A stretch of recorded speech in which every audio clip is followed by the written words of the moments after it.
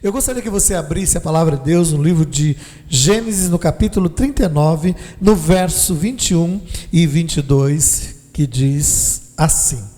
Diz assim: o Senhor, porém, era com José, e lhe foi benigno, e lhe deu mercê perante o carcereiro, o qual confiou às mãos de José todos os presos que estava no cárcere.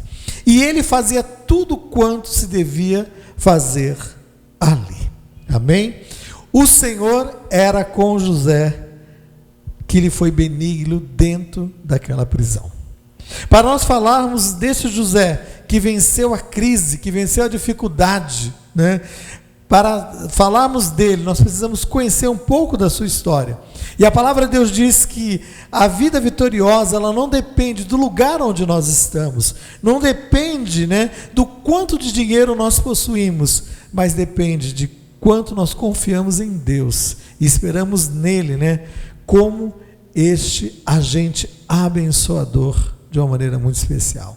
E José foi esse exemplo, José é esse exemplo, que através das dificuldades, ele pôde aprender, através das dificuldades, ele pôde passar por cada uma delas, e lá na frente, ele foi um agente abençoador para outros, principalmente para a sua família.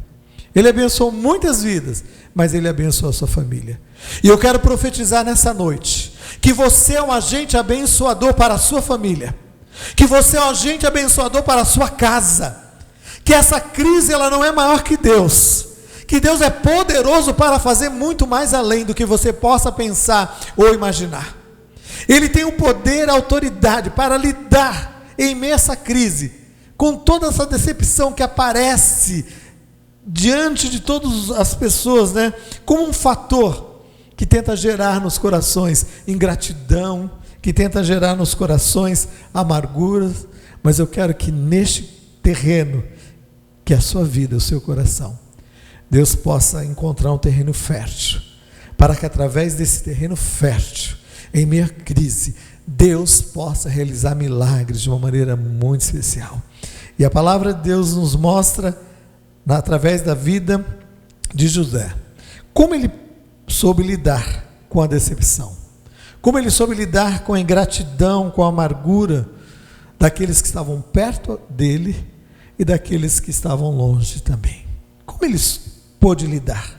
E no livro de Gênesis, no capítulo 37, voltando ali 2 capítulos, né, nós vamos ver no capítulo 37, no verso 23 e 24, depois do 28, diz assim, que logo que José chegou, né, próximo aos seus irmãos, porque o pai o mandou ir até os seus irmãos, para que pudesse levar e saber onde eles se encontravam ali, na sua lida diária, no seu trabalho. E quando José chega, encontra os seus irmãos ali, e os seus irmãos, o vendo de longe, colocaram no seu coração um desejo: nós vamos acabar com a vida desse sonhador. José era um sonhador em meio àquele deserto tremendo.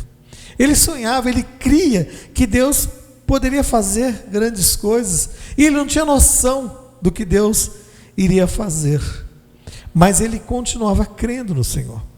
E naquele momento que ele tem aquele encontro, que foi o último encontro antes dele ser levado cativo para o Egito, ele teve aquele último encontro com seus irmãos ali, que o pegaram, e nesse verso de Gênesis capítulo 37, de 23 a 28, conta-nos essa história, que eles pegam José, eles tiram a sua capa, a sua roupa, né, que o seu pai tinha feito com o maior carinho para ele, e lança José numa cova, lança José num buraco, e pensaram assim: nós vamos acabar com a vida desse sonhador. Mas no meio daquela conversa, os irmãos têm uma ideia: não, nós não vamos matar, não vamos sujar a nossa mão com o sangue do nosso irmão, nós vamos...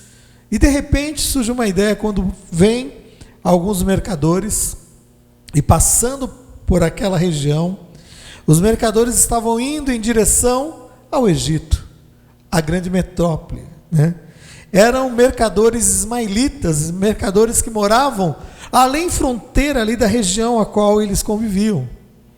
Mas José não tinha noção de que Deus tinha um plano, e que o plano de Deus jamais pode ser frustrado sobre as nossas vidas, sobre a nossa história, independente da circunstância a qual nós estejamos vivendo. Então a primeira decepção que José teve foi essa decepção tão próxima, a decepção diante dos seus irmãos. Porque aqueles irmãos pegaram José, vendem José, então José é levado para morar numa terra distante, numa terra com uma língua diferente, e de repente ele chega ali naquele local, e ao ouvir aquela língua diferente, ele se sente um peixe fora d'água. E você que teve a oportunidade de morar fora, em outro país, uma língua diferente, você sabe o que eu estou falando. Há um momento de luta, um momento de dificuldade, de você entender a língua, o que aquela pessoa está falando. Até no momento que, passado alguns meses, você começa a assimilar aquela língua, aquela cultura, e aquela cultura que de primeira mão você rejeita, passa agora a ser uma cultura familiar.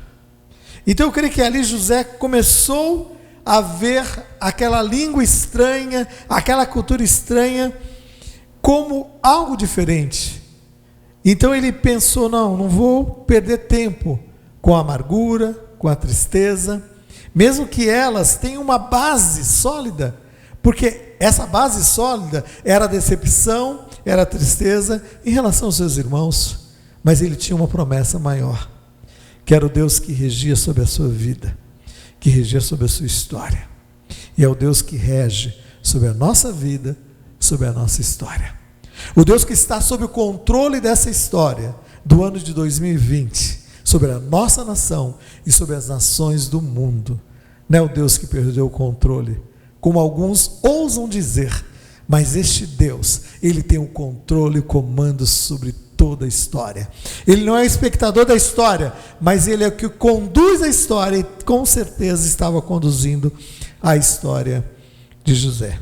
E aí José é vendido para aqueles, através daqueles ismaelitas, para um homem de sucesso ali no Egito, que era aquele que era o que cuidava das coisas de Faraó, que era o guarda de Faraó, que era alguém da confiança de Faraó. Ele vai passar a morar agora na casa de Potifar. E ali na casa de Potifar, daquele soldado, daquele homem que tinha uma patente ali no Egito, né? Aquele homem de confiança de Faraó, de repente ele tem a sua segunda decepção, em meio àquele momento tão árido, né? Distante da sua família, da sua casa. E a decepção que ele tem, a segunda decepção, é em relação à mulher do seu patrão, que é em relação à mulher de Potifar. Porque diz a palavra de Deus que quando aquela mulher o vê ali na sua casa, ela o deseja, ela o cobiça. E ela, dia após dia, diz a palavra de Deus, ela tentou de todas as formas seduzir a José. Mas as bases da fé de José não estavam nas circunstâncias. As bases da nossa fé não estão nessa circunstância a qual nós estamos passando. A base da nossa fé vai além desse momento de circunstância circunstancial.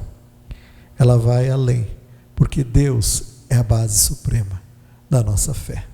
E José tinha essa certeza, tanto que aquela mulher, ela o tentou dia após dia, e ela não conseguiu pegá-lo, até que um dia determinado, ela resolve dar um dia, vamos dizer assim, um dia de folga, um dia de feriado para a sua casa, para os seus funcionários. Mas somente José foi escalado para trabalhar. Havia no coração daquela mulher um intento, pegá-lo ali sozinho, naquele momento. Mas quando nós temos uma confiança em Deus, a nossa confiança não é uma confiança apenas quando todos estão olhando. A nossa confiança, ela vai além do momento em que as pessoas possam olhar. Porque a nossa confiança em Deus, ela está alicerçada nele e ela é forjada no nosso caráter. Quando ninguém vê, nós somos o que somos. E nós somos o que somos em Deus, através de Cristo Jesus. E ali, naquele momento, aquela mulher o tenta de todas as formas. E diz a palavra de Deus, nessa segunda decepção, está lá no capítulo 39 de Gênesis, no verso 7, diz assim, que aconteceu depois dessas coisas, que a mulher do seu senhor pôs os olhos em José, ele, porém, se recusou a deitar com ela, vendo ela que ele fugira para fora. Parece meio incoerente fugir para fora. Ele fugiu para fora mesmo. Ele fugiu, ele queria estar a quilômetro de distância daquela tentação. E às vezes a gente fica rodeando, né, a tentação, achando que somos, né, expert em vencê-la. Meu irmão, tem momentos que diz a palavra de Deus de uma maneira muito clara. Ela diz resistir ao diabo e ele vai fugir. Mas tem momentos que você tem que pular fora. Pular fora. E foi isso que José fez. Ele correu e diz a palavra de Deus que ao fugir ele deixou ali a sua capa.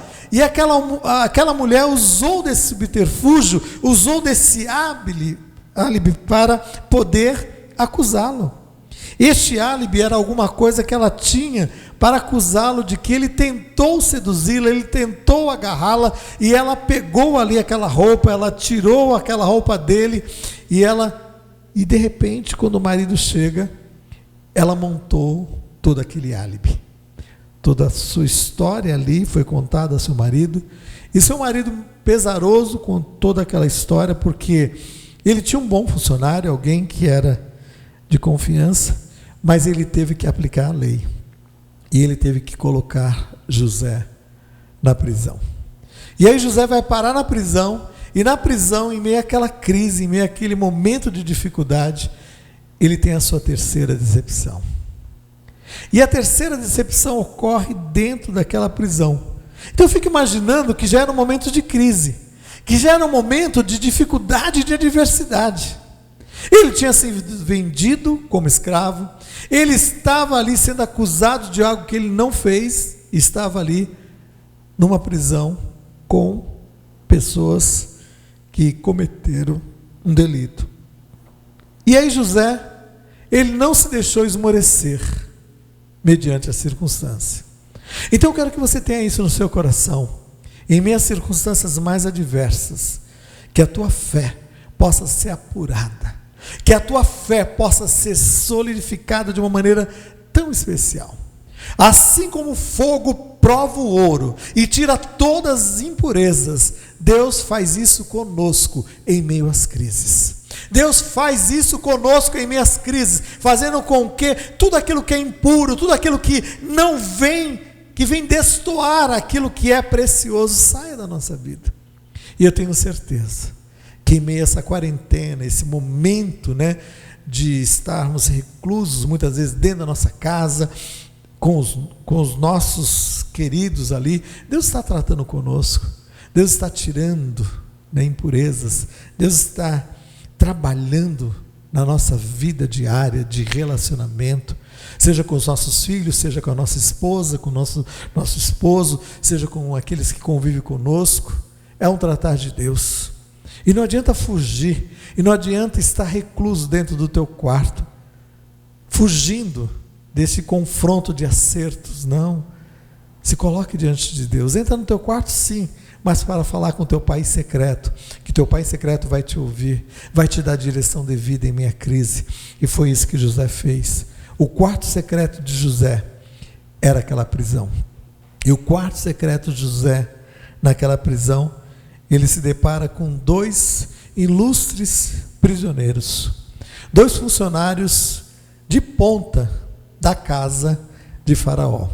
Um era o copeiro e o outro era o padeiro. Então um cuidava do que o Faraó bebia e o outro cuidava do que o Faraó comia. Então os dois tinham um cargo de confiança, porque estes que estavam responsáveis pela comida e pela bebida do rei, poderia fazer com que o rei comesse alguma coisa envenenada, podia matar, acabar com o rei. Então era alguém que era colocado ali diante do rei, era um cargo de confiança. E com certeza, quando há essa situação de acusação contra aqueles dois funcionários de Faraó, eles param ali naquele cárcere. E naquele cárcere, não por acaso, estava José. Naquele momento de crise, não por acaso estava José. Neste momento de crise, não por acaso você está, eu estou. Porque Deus quer nos ensinar algo. Deus quer fazer com que algo aconteça através das nossas vidas também. E foi isso que aconteceu, diz a palavra de Deus, que José estava ali, que José, onde José colocava as mãos dele, o Senhor fazia prosperar. Até dentro daquela prisão, até no meio daquela crise, Deus fez com que José fosse um homem próspero, fosse um homem abençoador, um homem a qual Deus estava conduzindo passo a passo, porque Deus não estava fora daquele momento da vida de José, e Deus não está fora deste momento a qual nós estamos vivendo. Deus está conosco, e às vezes Ele vai estar conosco como Ele estava com os discípulos dentro do mar, dentro do barco, no mar, que de repente ficou revolto, que de repente a circunstância pegou aqueles discípulos, de surpresa, mas não pegou o mestre, porque o mestre, no tempo devido, ele se levanta, ele repreende o mar, e o mar cessa toda a sua fúria. E da mesma forma, Deus tem o poder e a autoridade para assim fazer com este vírus. Deus tem poder e autoridade em meio à crise a fazer com que algo aconteça de uma maneira sobrenatural. Então nós confiamos em Deus como José confiava, e ali ele estava, e ali ele conquistou a confiança do carcereiro. E de repente, quando aqueles dois ilustres funcionários de Faraó chegam ali na prisão, e eles estão em conflitos porque cada um tem um sonho, e cada um tem um sonho, e esse sonho se torna um sonho perturbador na vida daqueles dois funcionários de Faraó. E aí de repente, quando o carcereiro soube de tudo isso, ele faz essa ponte, essa ligação. José é apresentado ali, e José traz a revelação. E quando José traz a revelação, ele diz: a revelação é essa: daqui a 3 dias, você, copeiro, será restituído à tua posição diante de Faraó. Mas você, padeiro, daqui a 3 dias, você vai ser morto.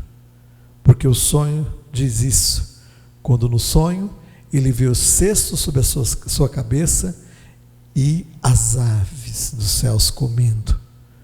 Falava do término daquela situação ali na vida daquele padeiro dentro do conceito do palácio de Faraó. E isso aconteceu. Sabe por que aconteceu? Porque Deus não é homem para que minta. E aquilo que Deus traz como revelação, como Deus trouxe como revelação a José, o poder não estava em José, mas o poder agia através da vida de José. O poder não está em nós como vasos de barro, mas está através de nós como vasos de barro, cuja excelência do poder vem do alto, vem de Deus. E aí o que acontece? O copeiro é restituído ao seu cargo, e José dá a ele um pedido, faz a ele um pedido. Ele falou: quando você for restituído ao seu cargo, lembra de mim, fala com Faraó a meu respeito, para que ele possa julgar minha causa, me libertar dessa situação. Mas sabe o que aconteceu? Passaram-se 2 anos. Houve uma amnésia naquele copeiro, mas uma amnésia providencial da parte de Deus. Então naquele momento José estava deparando com a sua terceira decepção. E a terceira decepção poderia ser o copeiro. Mas ele transformou aquela decepção no momento que Deus estava lapidando para algo maior ou melhor na sua vida. Então eu quero que você aprenda a lidar com a decepção, pois ela tem um fator de crescimento nas nossas vidas. E assim o apóstolo Pedro diz em 1 Pedro 3,8, ele diz assim: finalmente, sede todos de igual ânimo, compadecidos, fraternalmente amigos, misericordiosos, humildes, não pagando mal por mal, pelo contrário, bem dizendo. Eu creio que ali foi uma escola de aprendizado para José. Durante aquele período, ele não tinha noção de que levaria dois anos. E nós não temos a noção do tempo de aprendizado que Deus quer que nós tenhamos, porque Deus é sábio e Ele revela passo a passo. Porque você não tem suporte para ouvir de uma maneira total, como eu não tenho suporte para ouvir de uma maneira total. Quando eu fui para Belo Horizonte, eu morei 7 anos em Belo Horizonte. E quando eu cheguei em Belo Horizonte, a cada ano Deus me ensinou algo de precioso ali naquela cidade. Mas Deus foi tão sábio, porque Ele não trouxe esse ensinamento total em um dia, em uma hora, em um ano. Não, Ele foi diluindo em cada ano, nos 7 anos de aprendizado ali em Belo Horizonte. E da mesma forma, eu creio que Deus quer fazer conosco. Começamos nesse período de quarentena, com uma proposta de 2 semanas, depois estendeu para mais 2 semanas. Deus tem o seu tempo devido, e que neste tempo devido, Deus possa estar trabalhando com a sua vida, Deus possa estar trabalhando no seu coração, Deus possa estar operando, porque Ele não está vendo somente a situação a qual você está passando, Ele está vendo o término e o fim. A palavra de Deus diz que Ele é o alfa e o ômega, são 2 palavras do alfabeto grego, é a primeira e a última. Em outras palavras, quer dizer, o Senhor é o que começa todas as coisas e o Senhor é o que termina todas as coisas. Ele é o alfa, Ele é o ômega. No nosso alfabeto, Ele seria o A e seria o Z, o final de todas as coisas. Mas eu quero que você entenda que quando Ele está ali naquele local, passou-se 2 anos. José chega à idade de 30 anos.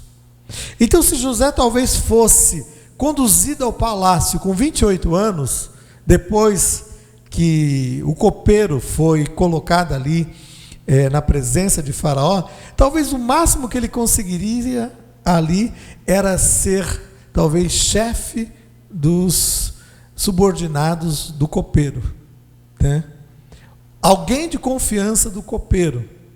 Mas Deus tinha algo maior sobre a vida de José. Deus tinha algo maior além daquela crise. Deus tinha algo maior, e Deus tem algo maior além dessa crise na sua vida. Deus está vendo além. E o que acontece? Passou-se 2 anos. José está com 30 anos, dentro da maioridade, para assumir qualquer posto ali no Egito. E de repente ele chega, o faraó tem um sonho. Ele fica angustiado. Ele chama todos os videntes ali do Egito para trazer revelação, a revelação que venha da parte de Deus. Mas ninguém conseguiu. Por que ninguém conseguiu? Porque Deus tinha um plano, um propósito. Como diz lá Isaías 64:4, o Deus que não dorme, o Deus que trabalha em favor daqueles que confiam nele. E Deus estava trabalhando em favor da vida de José.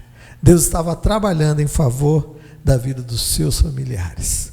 Seus familiares seriam sustentados, resgatados pelo Senhor, e esses familiares que viriam posteriormente para o Egito seriam guardados em meio a toda a crise a qual o mundo estaria passando.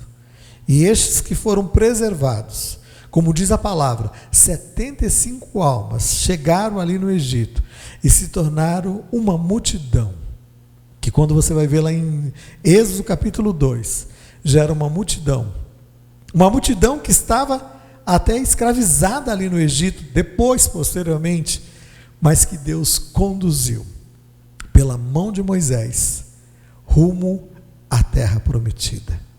Já era um povo que Deus havia prometido para Abraão que seria um povo maior do que todas as estrelas que ele pudesse ver nos céus.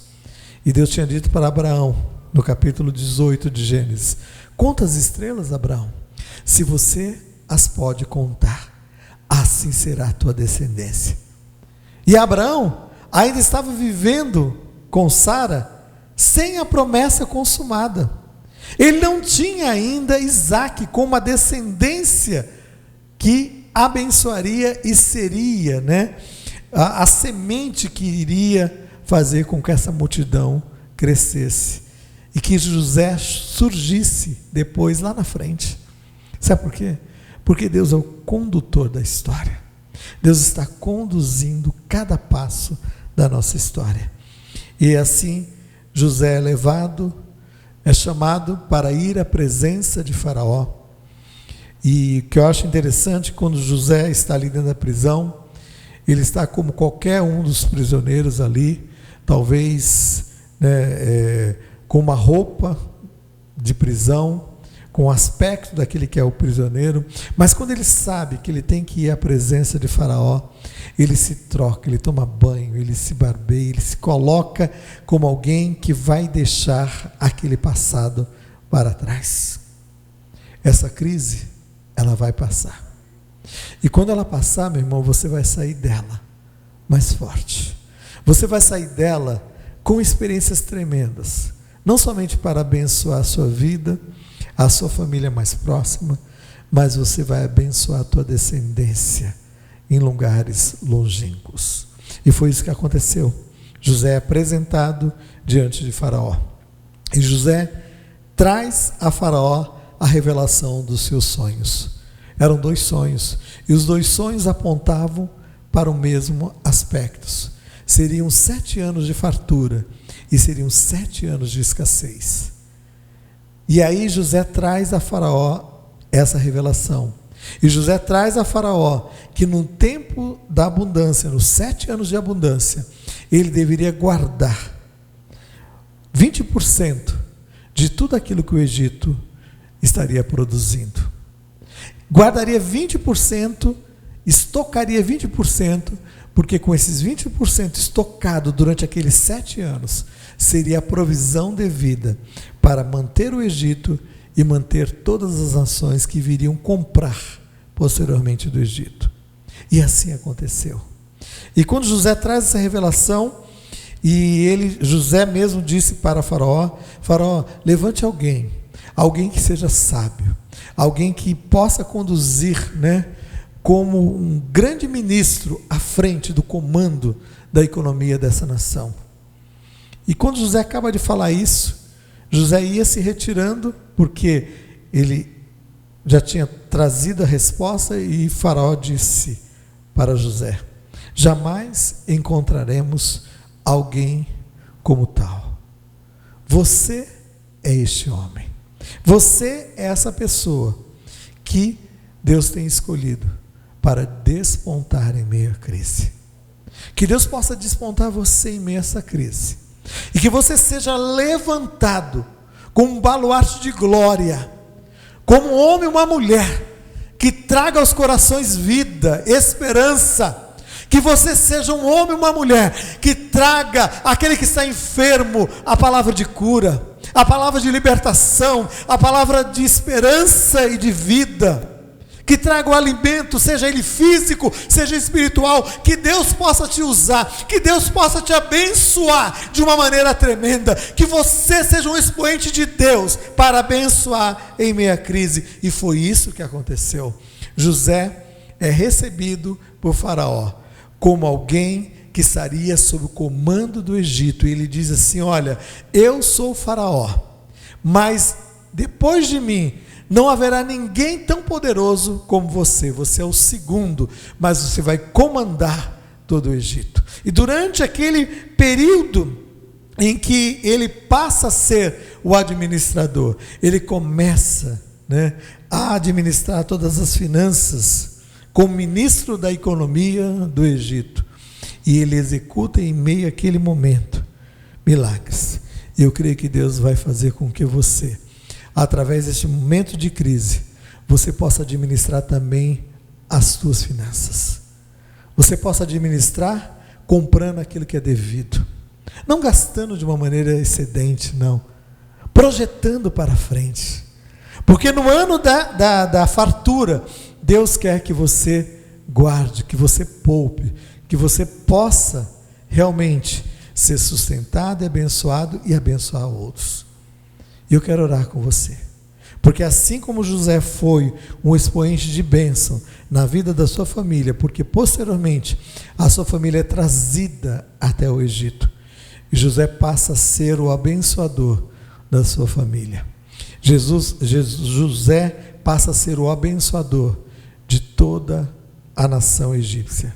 José passa a ser o abençoador de todas as nações que viviam naquela época. Da mesma forma, eu creio que Deus quer fazer com que nós, em meio a essa crise, nós possamos ser agentes abençoadores. Eu quero orar. Eu quero apresentar a tua vida. Eu quero apresentar o teu coração diante de Deus nessa hora. Porque eu sei que Deus é poderoso para fazer muito mais além do que você possa pensar ou imaginar. Aí no seu lugar, coloque a sua vida diante do Senhor. Coloque o seu coração diante do Senhor. Não se deixe esmorecer diante dos obstáculos e das lutas. Deus, eu quero colocar essa vida diante do teu altar. Eu quero colocar este lar diante do teu altar que tem passado por lutas, por dificuldades, por momentos, Deus, que tem afligido o seu coração, porque as circunstâncias são difíceis, Deus, e tem tentado sucumbir vidas em meio ao caos. Mas que homens e mulheres sejam levantados, como José foi levantado em meio à crise, para ser um agente do Senhor, para abençoar vidas. Que lares sejam abençoados, Deus. Que famílias que estão passando por dificuldades de relacionamentos, que haja restauração sobre essa família. Que toda ação do inferno que tem tentado roubar e saquear a paz deste lar, eu repreendo no poder e na autoridade do nome de Jesus.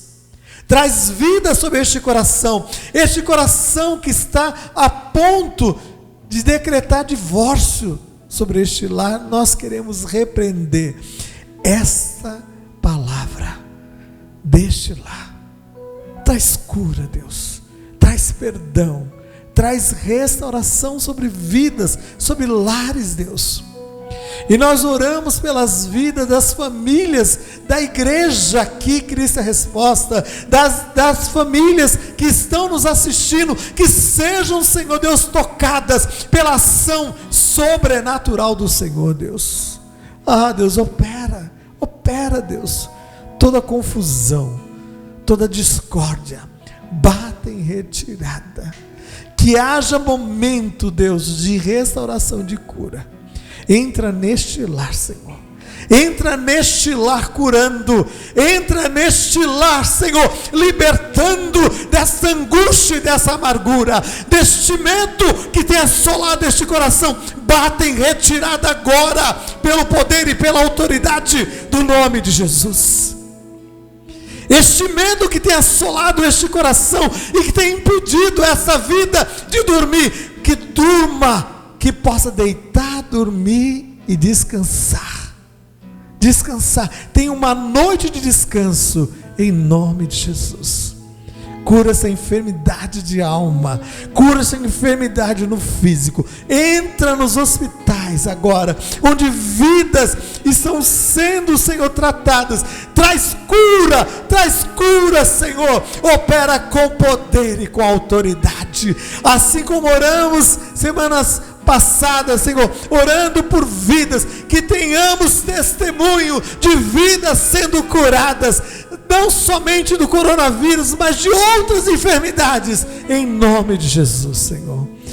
Deus, nós colocamos diante do teu altar as nossas vidas, colocamos este coração diante do teu altar, colocamos a tua igreja diante do teu altar neste momento, porque cremos, Deus, que o Senhor pode agir, e agindo, Deus, o Senhor, ninguém tem o poder de impedir. Senhor, eu quero colocar, Deus, este povo diante do teu altar.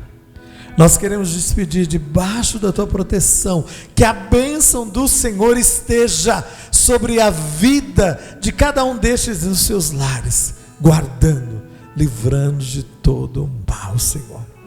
Que vidas sejam salvas, libertas, transformadas em meio a essa crise, em nome de Jesus.